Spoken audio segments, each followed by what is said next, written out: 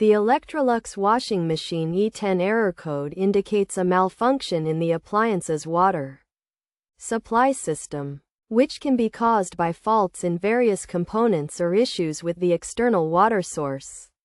This error code may also appear as E11 or C1.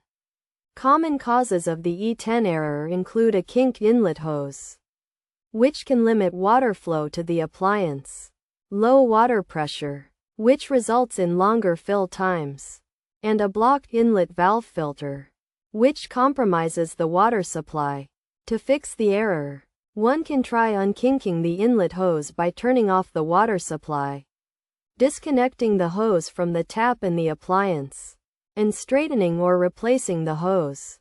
Adjusting the water supply pressure can also resolve the issue by ensuring the tap is fully open and seeking a plumber's assistance if necessary, as the appliance requires a water flow rate of 10 liters per minute to function efficiently.